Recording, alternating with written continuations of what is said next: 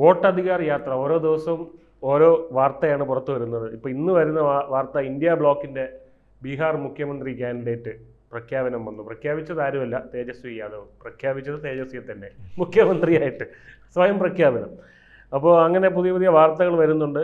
ഇതിനിടയ്ക്ക് മറ്റൊരു വാർത്ത വന്നിട്ടുണ്ടായിരുന്നു. കഴിഞ്ഞ ദിവസം നരേന്ദ്രമോദിയുടെ അമ്മയ്ക്ക് വിളിച്ചുകൊണ്ട് ഒരു വീഡിയോ ചെയ്തായിരുന്നു രാഹുൽ ഗാന്ധിയും കൂട്ടരും. എന്നിട്ട് അവിടുന്ന് ഓടിയ വഴിക്ക് പുല്ല് പോലും മുളച്ചില്ല എന്നാണ് കേട്ടത്. കാരണം BJP-ക്കാരും ബീഹാറിലെ ജനത തന്നെ ഇറങ്ങി കവളി മെഡൽ വെട്ടി അടിച്ചോടിച്ചതെന്നാണ് കേട്ടത്. അപ്പം ആ രീതിയിൽ നല്ല രീതിയിൽ വോട്ടധികാർ യാത്ര പുരോഗമിക്കുന്നുണ്ട്. പക്ഷേ എനിക്ക് ചോദിക്കാനുള്ള ഈ രാഹുൽ ഗാന്ധിക്ക് ഇപ്പം എനിക്ക് പൊതുവെ രാഹുൽ ഗാന്ധിയെ പറ്റി തോന്നിയിട്ടുള്ളൊരു കാര്യമാണ്. അദ്ദേഹം മറ്റേ ജോഡോ യാത്ര അല്ലേ, അങ്ങനെ ഒരു യാത്ര ഉണ്ടായിരുന്നു. പിന്നെ വേറെന്തോ ഈ കാശ്മീർ തൊട്ട് കന്യാകുമാരി ആദ്യം നടന്നു, പിന്നെ ബൈക്കിൽ പല പല സംഭവം.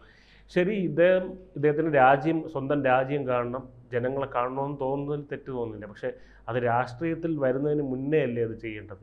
അതാണ് ഒന്നാമത്തെ കാര്യം. എൻ്റെ രാജ്യം എനിക്കറിയണം, എൻ്റെ ജനങ്ങളെ എനിക്കറിയണം. ഞാനിങ്ങനെ മറ്റേ രാജകുമാരനായിട്ട് ഇവിടെ വന്നില്ല. എനിക്ക് അങ്ങനെ വേണ്ട. എനിക്ക് എൻ്റെ രാഷ്ട്രത്തിന് അറിയണം എന്ന് തോന്നുമെങ്കിൽ രാഷ്ട്രീയത്തിൻ്റെ ഇറങ്ങുന്നതിന് മുന്നേ തോന്നണം. 2 തോൽവി കിട്ടിയപ്പോഴാണ് തോന്നിയത് കാശ്മീർ തൊട്ട് കന്യാകുമാരി ഒന്ന് കാണണം, ഇന്ത്യ എന്തോന്ന് അറിയണമെന്നൊക്കെ. അപ്പോൾ ഈ കാണിക്കുന്ന ഇതെല്ലാം തന്നെ പ്രഹസനമല്ലേ എന്നുള്ളതാണ് ഒരു ചോദ്യം. രണ്ടാമത്തെ ചോദ്യം, ഈ രാഹുൽ ഗാന്ധിയുടെ ജീവിതം നടന്ന് തേയുമോ? വിജയ്, നമ്മൾ തമാശ പറയുമ്പോഴും ഇയാളുടെ ഒരു വിചാരം ഇതുവരെ ഉണ്ടായിരുന്നത് ഇവരുടെ ഒരു അധികാരമാണ് ഈ പ്രധാനമന്ത്രി പദം എന്ന് പറയുന്നത്. നെഹ്റു കുടുംബത്തിൻ്റെ ഒരു അധികാരമാണ്.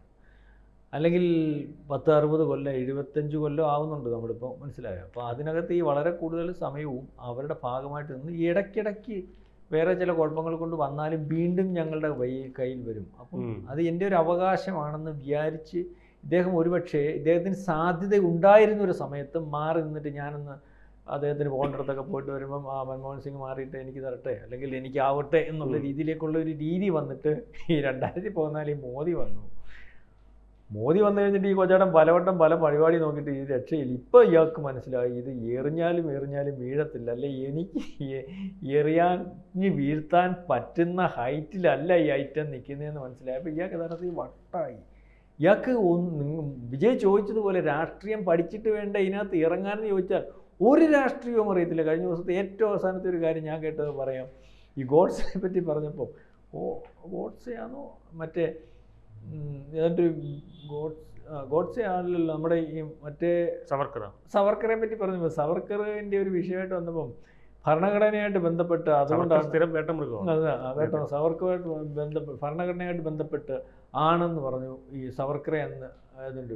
ആ ഇഷ്യൂ അല്ലെങ്കിൽ ആ ഇഷ്യൂ നടക്കുമ്പം 1940 ഗോഡ്സെ ഗാന്ധിജിയെ വെടിവെച്ച് കൊന്നത് ഈ ഭരണഘടനയായിട്ട് ബന്ധപ്പെട്ട വിഷയമാണ്. ആലോചിച്ചോണം, ഭരണഘടന നിലവിൽ വന്നതാ 52 വെടിവെച്ച് കൊണ്ടെന്നാ. ഇയാൾക്ക് ഇതൊന്നും അറിയത്തില്ല, സ്വന്തം കാര്യത്തിൽ തന്നെ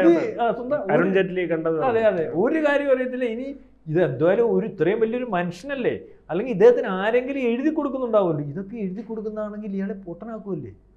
അല്ലെങ്കിൽ എഴുതി കൊടുക്കുന്നവനാണോ വലിക്കുന്നത്? അല്ല, എഴുതി കൊടുക്കുന്നവൻ ഇയാളെ വഹിക്കാനുള്ള പരിപാടിക്കാ. അപ്പൊ ഇപ്പോൾ ഈ വോട്ട് യാത്രയുടെ കാര്യം പറഞ്ഞല്ലോ. വോട്ട് യാത്ര ഏറ്റവും അവസാനത്തെ ഈ പറയുന്ന പോലെ ഇന്ത്യക്കകത്ത് കലാപം ഉണ്ടാക്കുന്നതിന് വേണ്ടി ഒരു വ്യാജ പ്രചരണത്തിന്റെ പുറകിൽ ആൾക്കാരെ സംഘടിപ്പിച്ച് കൊണ്ടുവരുന്ന ഒരു സംവിധാനം. അപ്പൊ ഇത് പരാജയമാണ്. ബീഹാറിലാണ് തുടങ്ങിയത്. ഇയാൾ തുടങ്ങിയെന്താണ്, ഇയാൾ പറഞ്ഞതെന്താണ്? ഈ പറയുന്നത് പോലെ ഇന്ത്യയിലെ ഏറ്റവും പ്രധാനപ്പെട്ട ഭരണഘടനാ സംവിധാനമായിട്ടുള്ള അല്ലെങ്കിൽ ലോകം ഈ പറയുന്ന 1,40,00,000 പേരെ എങ്ങനെ ഇത്രയും ഒരുമയോടുകൂടി ചിട്ടയോടുകൂടി വോട്ട് ചെയ്യിക്കുന്നു എന്ന് പഠനം നടത്തിക്കൊണ്ടിരിക്കുന്നിടത്ത് അത് ഏറ്റവും നല്ല ജനാധിപത്യ സംവിധാനത്തിൽ കൂടി ഇത്രയും ആൾക്കാരെ വോട്ട് ചെയ്യിച്ച് അധികാരത്തിൽ വരുന്ന ഒരു ഗവൺമെന്റ് കുഴപ്പമാണെന്ന് ലോകത്ത് വിളിച്ചു പറയുക. ഇന്ത്യക്ക് എന്ത് നാണക്കേടാ? രണ്ടാമത് ആ കുഴപ്പം ഇവിടെ ഉണ്ടെന്ന് ഉള്ള വ്യാജേന പലവട്ടം പല മുദ്രാവാക്യങ്ങൾ കൊണ്ട് വന്നതുപോലെ അന്ന് വിജയിക്കാത്തത്, അല്ലെങ്കിൽ അന്ന് കലാപം ഉണ്ടാക്കാൻ അത് CAയുടെ രൂപത്തിൽ, കർഷക സമരത്തിന്റെ രൂപത്തിൽ, അഗ്നിവീറിന്റെ സമരത്തിൽ ഒക്കെ വന്നപ്പോൾ പറ്റാത്തത് ഇപ്പോൾ ഏറ്റവും അവസാനം ഈ പറയുന്ന പ്രചരണമായിട്ട് ഇറങ്ങുന്നു. ഈ പറയുന്ന പ്രചരണത്തിനകത്ത് ഇയാൾ ഇറങ്ങുമ്പോൾ പറയുന്നു, ഈ പറയുന്ന അധികാരപ്പെട്ടവർ പറയും, നിങ്ങൾ കാണിച്ച ഡോക്യുമെന്റ് ഞങ്ങളുടേതല്ല, നിങ്ങൾക്ക് പരാതി ഉണ്ടെങ്കിൽ ഞങ്ങളുടെ അടുത്ത് വരാം, രേഖാമൂലം എഴുതിത്തരാം, നിങ്ങൾക്ക് കോടതിയെ സമീപിക്കാം. ഇത് പറയുമ്പോൾ ഇതിനൊന്നും അയാൾ പോകുന്നില്ല. ഇത് സാധാരണക്കാരൻ ശ്രദ്ധിക്കുന്നില്ലല്ലോ. അയ്യോ വോട്ട് കൊള്ളയടിച്ച് എന്ന് പറഞ്ഞിട്ട് ഇയാൾ നിന്നിട്ട് വേണം വെച്ചുകൊണ്ടിരിക്കുക. ഇയാൾ പരാതി കൊടുക്കുന്നില്ല. പരാതി കൊടുത്താൽ ഇയാൾ അകത്തു പോകും. വേറെ ചില ആൾക്കാർ വരുന്ന പരാതിയില്ലാതെ വേണമെങ്കിൽ ഇയാളെ പിടിച്ചങ്ങ് അകത്ത് വയ്ക്കാമല്ലോ. അതും ഇയാൾ നേട്ടമായിട്ട് ഇരിച്ചേക്കുക. ഇയാളെ 10 ദിവസം പിടിച്ച് അകത്ത് വെച്ചാൽ ഇവിടെ വെളിയിലുള്ളവന്മാരെല്ലാം കൂടെ പറയുന്നത് എന്തുവാ? ഈ ഒരു ന്യായമായ കാര്യത്തിന് വന്നപ്പോൾ അധികാരം ഉപയോഗിച്ച് ഇന്ത്യയെ പലവട്ടം പ്രധാനമന്ത്രിയായിട്ടിരുന്ന ഇയാളുടെ അച്ഛൻ ഇന്ത്യക്ക് വേണ്ടി മരിച്ച, അമ്മൂമ്മ ഇന്ത്യക്ക് വേണ്ടി മരിച്ച, അല്ലെങ്കിൽ നെഹ്റു എന്ന് പറയുന്ന ആൾ ഇന്ത്യ ഉണ്ടാക്കിയ ആളിന്റെ കൊച്ചുമോനെ പിടിച്ച് വീണ്ടും ഇന്ത്യ ശരിയാക്കാൻ വന്നപ്പോൾ അകത്ത് വെച്ചിരുന്നു. അങ്ങനത്തെ കെയർ ഓഫ് വേണ്ടെന്ന് കേരളത്തിൽ കുറെ പേരൊക്കെ ഇയാൾ മഹാത്മാഗാന്ധിയുടെ ചെറുമോനാണെന്ന് വിശ്വസിക്കുന്ന അതെ ഞാൻ പറഞ്ഞില്ലേ. അപ്പൊ ആ ഒരു ആനുകൂല്യം കൊടുക്കാത്തൊരവസ്ഥയുണ്ട്. അപ്പൊ ഇവര് ഇതിനകത്ത് ഇപ്പോൾ വന്നേക്കുന്ന ഈ വോട്ടേഴ്സ് അല്ലെങ്കിൽ വോട്ട് ചോരി യാത്രയ്ക്കകത്ത് ഇയാൾ പറയുന്നത് ക്രമക്കേടുണ്ടെന്ന്. ശരി, ക്രമക്കേട് ശരിയാക്കാം. ക്രമക്കേടുണ്ടെന്നല്ലേ ഇയാൾ പറയുന്നത്. ഇയാൾ പറയുന്നത് ഡബിൾ വോട്ടിംഗ് ഉണ്ടെന്നല്ലേ ഇയാൾ പറയുന്നത്. ഇതിനകത്ത് അർഹതയില്ലാത്തവൻ വോട്ടുണ്ടെന്നല്ലേ. എന്നിട്ട് ഇയാൾ ഇതിനകത്ത് ഞാൻ പറഞ്ഞതുപോലെ പലവട്ടം ബഹളം ഉണ്ടാക്കാൻ ശ്രമിച്ചതിന്റെ കൂട്ടത്തിൽ ഇയാൾ ബീഹാറിൽ ചെന്നിട്ട് ഇയാളുടെ AICC പ്രസിഡന്റിനെ ഉൾപ്പെടെ നിർത്തി പറയിച്ചെന്ന് പറയാം. പലരെയും മാറ്റിയിട്ടുണ്ട് കേട്ടോ. ആരെയാ മാറ്റിയത്? ബംഗ്ലാദേശികളെ മാറ്റിയത്, രോഹിന്ത്യൻസിനെയാ മാറ്റിയത്. അവിടെ ചെന്നിട്ട് അവന്മാരത്ത് പറയുക, അവന്മാരിവിടെ അനധികൃതമായിട്ട് കൊണ്ടുവന്നത് ഇവരാണ്. അവർ നിൽക്കുന്ന 4 ജില്ലകൾ പരിശോധിക്കുമ്പോൾ ആ ജില്ലയിൽ OWC ആണ് ജയിക്കുന്നത്. അപ്പം അവരെ മാറ്റിയപ്പോൾ അവിടെ ചെന്നിട്ട് രഹസ്യമായിട്ട് മുറിവുറുപ്പുണ്ട്. ഉമാരെ മാറ്റിയതിനകത്ത് ഉമാർക്ക് ബോധമില്ലല്ലോ. ഉമാരുടെ വിചാരം ഞങ്ങളെ മാറ്റിയത് എന്തുവാണ്? ഇന്ത്യക്കാരനില്ലാത്തതുകൊണ്ടാണ് മാറ്റി. ആ രീതിയിൽ പോലും ബോധമില്ല. അമ്മാർ ചെന്ന് പറയാം, നീ ഇറങ്ങിക്കും ഞാൻ കൂടുണ്ട്. ഇത് അവിടെ ചെന്നപ്പോൾ ഉമാരെ മാറ്റിയിട്ട് അമ്മാരത്ത് പറയാം, അയ്യോ ഇന്ന് വോട്ട് പോയോ, നാളെ റേഷൻ കിട്ടത്തില്ല കേട്ടോ, നാളെ വസ്തു പോകും ചേട്ടാ. എന്ന് വെച്ചാൽ അവന് ഇവിടുത്തെ വസ്തു ഇന്ത്യക്കാരനല്ല, അവനെ പറഞ്ഞ് മൂട്ടുക. അവനെ നാളെ ഉപയോഗിക്കാൻ, ഇന്ത്യക്കെതിരെ ഉപയോഗിക്കാൻ വെച്ചിരുന്നതാണ്. അപ്പം അവനെ ഇതിൻ്റെ കൂട്ടത്തിൽ തെറ്റിദ്ധരിപ്പിക്കും. ഇപ്പുറത്തുള്ളവനെ എങ്ങനെ ധരിപ്പിക്കുന്നേ? വോട്ട് ഇതുപോലെ അനധികൃതമായിട്ടുള്ളവരെ മാറ്റുന്നതിന് വേണ്ടിയാണ് ഞാൻ സമരം ചെയ്യുന്നത്. ആ മാറ്റിയവൻ്റെ അടുത്തോട്ട് എന്ന് പറയാം, നിങ്ങൾക്ക് റേഷൻ കിട്ടത്തില്ല. അപ്പോൾ ഇവനെ എല്ലാം കൂടെ കൺഫ്യൂഷൻ അടിപ്പിച്ചിട്ട് ഒരു കലാപ അന്തരീക്ഷം ഉണ്ടാക്കുന്നതിന് വേണ്ടിയുള്ള സമരം. പക്ഷേ സമരം ആദ്യമായിട്ടേ പൊളിഞ്ഞു. BJPക്ക് ഗുണവുമായി. BJP ഗുണവുമായെന്ന് പറഞ്ഞാൽ BJP ആഗ്രഹിച്ചുകൊണ്ട് 2014 മോദി വന്നപ്പോൾ, മോദി അധികാരത്തിൽ വന്നപ്പോൾ മോദി ഒരു കാര്യം അന്ന് പറഞ്ഞു, വോട്ടർ ലിസ്റ്റ് എടുക്കാൻ പറഞ്ഞു. മോദിക്കറിയാം, മോദി പരിശോധിച്ചപ്പോൾ ഇന്ത്യയിൽ പലയിടത്തും വോട്ട് കൂടുന്നു. എങ്ങനെ കൂടുന്നു? ചില പ്രത്യേക സ്ഥലങ്ങളിൽ വോട്ട് കൂടിക്കൊണ്ടിരിക്കുക.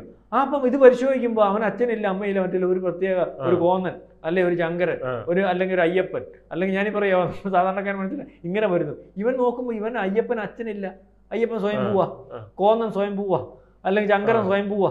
അപ്പോൾ ഇത് വന്നപ്പോൾ ഇത് ചില പ്രത്യേക സ്ഥലത്ത് വരുന്നു, ഇവർക്ക് വോട്ടുണ്ടാവുന്നു. ആ പ്രദേശം പരിശോധിക്കുമ്പോൾ അവിടെ ഇന്ത്യക്കെതിരെ വരുന്ന നീക്കങ്ങൾ, ഇന്ത്യക്കെതിരെ വരുന്ന പ്രശ്നങ്ങൾ, അല്ലെങ്കിൽ ഇന്ത്യ വിരുദ്ധത ഈ കുറെ വരുമ്പോൾ അവിടെ മുദ്രാവാക്യം വിളിക്കാൻ ആൾ കൂടുന്നു. അപ്പം ഇന്ത്യക്ക് വെളിയിൽ നിന്ന് ആളിനെ കൊണ്ടുവന്ന് വോട്ടേഴ്സ് ലിസ്റ്റിൽ അല്ലെങ്കിൽ ഇത്തരത്തിൽ ഇന്ത്യക്കകത്ത് ആനുകൂല്യങ്ങൾ ഉണ്ടാക്കി, റേഷൻ കാർഡ് ഉണ്ടാക്കി, ആധാർ കാർഡ് ഉണ്ടാക്കി അവനെ ഇവിടെ ജനാധിപത്യ സംവിധാനത്തെ അട്ടിമറിക്കാൻ ഉപയോഗിക്കുന്നു എന്നുണ്ട്. 2014 കയറിയപ്പോൾ മോദി തുടങ്ങിയ പണിയാണ്. അവനെ 11 വർഷം കഴിഞ്ഞപ്പോഴാണ് ഈ പണി കൃത്യമായിട്ട് എങ്ങനെ വേണമെന്നുള്ള രീതിയിൽ ഇപ്പം കറക്റ്റ് ചെയ്ത് തീരുമാനം എടുത്തിരിക്കുന്നത്. അപ്പം ആ തീരുമാനത്തിന് ഉതകുന്ന രീതിയിലേക്കുള്ള ഒരു സമരമായി ഈ പോട്ടം കൊണ്ടുവന്നേക്കുന്നത്.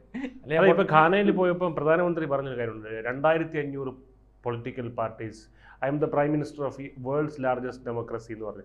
ഇതാണ് രാഹുൽ ഗാന്ധി ടാർഗറ്റ് ചെയ്യുന്നത്, ഈ ഡെമോക്രസി. അത് കാരണം ഇന്ത്യ അറിയപ്പെടുന്നത് തന്നെ അങ്ങനെയാണ്. അപ്പോൾ അവിടെ തന്നെ നമ്മൾ നോക്കിയാൽ മനസ്സിലാവും. അപ്പോൾ ഈ യാത്രയിൽ കൂടെ നടക്കുന്ന ആരൊക്കെയാണ്? കാട്ടുകളിലെ ലല്ലു പ്രസാദ് യാദവ്, ഇത് രാഹുൽ ഗാന്ധിയുടെ കൂടെ നടക്കുന്നത്. ഇന്ത്യ ബ്ലോക്ക് അത്ര എടുത്ത് നോക്കിക്കഴിഞ്ഞാൽ മരിച്ചുപോയ ആൾക്കാരെ പേര് പറയാൻ പറ്റില്ല, സീതാറാം യെച്ചൂരി ഇവരൊക്കെയാണ് ഇന്ത്യ ബ്ലോക്കിലുള്ള കാട്ടുകള്ളന്മാർ.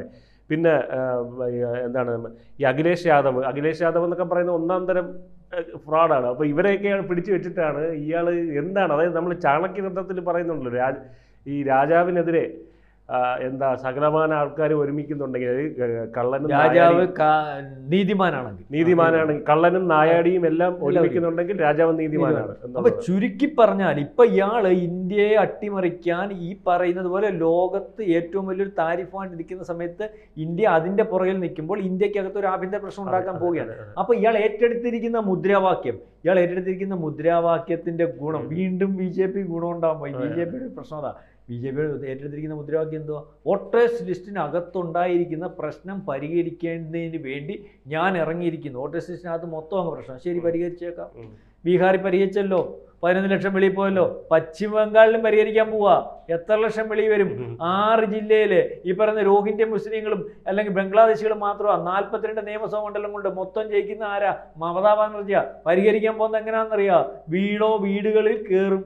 അതിനകത്ത് മമതാ ബാനർജിയുടെ ആൾ കാണും, കോൺഗ്രസിൻ്റെ ആൾ കാണും, CPM-ൻ്റെ ആൾ കാണും, ഈ പറയുന്ന ഇലക്ഷൻ കമ്മീഷൻ്റെ ആൾ കാണും. അവിടെ കയറിയിട്ട് കൊച്ചാണ്ടിങ് വന്നാട്ട്, കൊച്ചാണ്ട് അച്ഛൻ്റെ പേരെന്തോ അതറിയത്തില്ല, അച്ഛൻ ആരാ അതറിയത്തില്ല, അച്ഛൻ എവിടാ അത് ബംഗാളിലാ, അച്ഛൻ എവിടാ അല്ലെങ്കിൽ വേറെ എവിടെയല്ലോ, എന്നാ ഇങ്ങോട്ട് ഇറങ്ങിയാട്ട് കൊച്ചാണ്ട് ബംഗ്ലാദേശിലാ. അപ്പം മമതാ ബാനർജിയുടെ ആൾക്ക് പറയാൻ ഒക്കുവോ? അയ്യോ അത് ബംഗ്ലാദേശുകാരൻ ഇവിടെ വോട്ട് കൊടുത്തേ ഒക്കുവോ? ഇല്ല, ഒക്കത്തില്ല. ഇതേ രീതിയിൽ പണി നടത്താൻ പോവാ.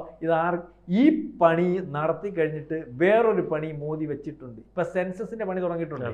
നേരത്തെ പറഞ്ഞു ജാതി സെൻസസ് വേണം. അന്നേരം അമിത്ഷാ പറഞ്ഞല്ലോ ഓക്കെ ജാതി സെൻസസ്. ഈ പൊട്ടനറിയാലോ ഏത് സെൻസസും ജാതി സെൻസസാ വിജയി. നിങ്ങളുടെ വീട്ടിൽ വന്നിട്ട്, വിജയുടെ വീട്ടിൽ വന്നിട്ട്, എന്റെ വീട്ടിൽ വന്നിട്ട് ചോദിക്കും. എന്നിട്ട് അവരിപ്പുറത്ത് അവർക്കറിയാലോ നായർ അല്ലെങ്കിൽ ഈഴം ജാതി സെൻസസാ. ഇത് വെളിവിടുന്നില്ലെന്നല്ലേ ഉള്ളൂ. 2011 ഏത് സെൻസസ് ജാതി സെൻസസാ. ശരി, ജാതി സെൻസസ് എടുത്തേക്കാം. ജാതി സെൻസസ് കഴിഞ്ഞിട്ട് ഒരു പണിയുണ്ട്. ഈ കോട്ടേഴ്സ് ലിസ്റ്റ് ക്ലിയർ ചെയ്തിട്ട് ഇവിടെ മണ്ഡല പുനർനിർണയം എന്ന് പറഞ്ഞിട്ടൊരു സംഭവമുണ്ട് 2029. അതോടുകൂടി ഇവിടുത്തെ MP-മാരുടെ എണ്ണം കൂടും. കൃത്യമായിട്ടുള്ള ഇന്ത്യക്കകത്തുള്ളവൻ മാത്രം വോട്ട് ചെയ്യുന്ന ഒരു അവസ്ഥ വരും. ഇവിടെ ഇന്ത്യക്കകത്തുള്ളവൻ മാത്രം വോട്ട് ചെയ്യുന്ന ഒരു അവസ്ഥ വന്നാൽ ഇപ്പം ഈ പറയുന്ന രാഹുൽ ഗാന്ധിക്ക് കഴിഞ്ഞ പ്രാവശ്യം 100 സീറ്റ് ഒപ്പിച്ചെടുത്തല്ലോ. നിങ്ങൾ പറഞ്ഞ ജോഡോ യാത്ര വിജയമായിരുന്നു. ജോഡോ യാത്ര വിജയം എന്ന് പറഞ്ഞാൽ കള്ളത്തരം പറഞ്ഞുകൊണ്ടാണ് ഓടിയെങ്കിലും ആ കള്ളത്തരം കുറച്ച് വിശ്വസിപ്പിക്കാൻ പറ്റി. ഈ പറയുന്ന വോട്ട് ചോരി യാത്രയുടെ കൂട്ടല്ല, അതുപോലല്ല. അപ്പം വിശ്വസിക്കാൻ പറ്റി. അപ്പം അത് കഴിഞ്ഞിട്ട് ആ മണ്ഡല പുനർനിർണയം കഴിയുമ്പോൾ വടക്കേ ഇന്ത്യയിലെ UP കൊണ്ട് മാത്രം, ബീഹാർ കൊണ്ട് മാത്രം, അല്ലെങ്കിൽ പല 1, 2, 3 സ്റ്റേറ്റ് കൊണ്ട് BJP കേവല ഭൂരിപക്ഷത്തിൽ വരും. മനസ്സിലായി? ഈ ഒരു അവസ്ഥയിലേക്ക് പോകും. പണി പാലിമളത്തിൽ കിട്ടും. ഇല്ല നമ്മുടെ ഒരു കാവടിയാട്ടം എന്ന് പറയുന്ന സിനിമയ്ക്ക് അത് ജയറാമ ചെവിയെ പൂ വെച്ചിട്ട് ഈ വാഴയെല്ലാം വെട്ടിക്കളയുന്ന ഒരു അവസ്ഥയുണ്ടല്ലോ, അതേ രീതിയിലേക്കുള്ള ഒരു അവസ്ഥയിലേക്ക് പോകുമെന്നാണ് എനിക്ക് തോന്നുന്നത്. വോട്ട് ചോരി യാത്ര കഴിയുമ്പോൾ തന്നെ ഏകദേശം ബീഹാർ ഇലക്ഷൻ കഴിയുമ്പോൾ തന്നെ ചെവിയെ പൂ വെക്കും. പിന്നെ 2 ചെവിയിലും പൂ വെച്ചിട്ട് പോകുന്ന ഒരു അവസ്ഥയിലേക്ക് കാര്യങ്ങൾ പോകും. അതെ, അതാണ് അയാൾക്ക് വരാൻ പോകുന്നത്. കാരണം ഇയാള് ഒരു മഹാപൊട്ടനാണ്.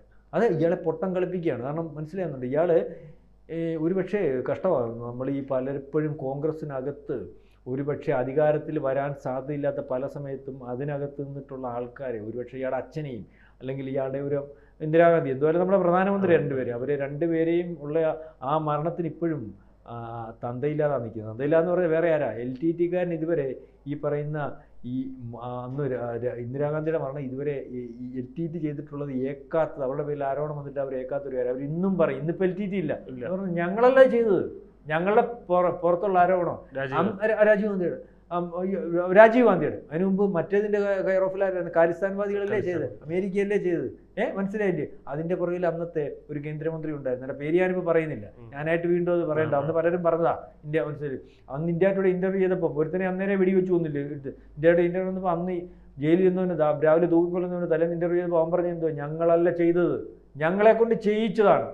ഞാൻ ഈ പറയാൻ ഒരു കേന്ദ്രമന്ത്രി, അന്നത്തെ പിന്നെ കേന്ദ്രമന്ത്രിയായിട്ട് കോൺഗ്രസ് ചെയ്യിച്ചതാ അന്ന്.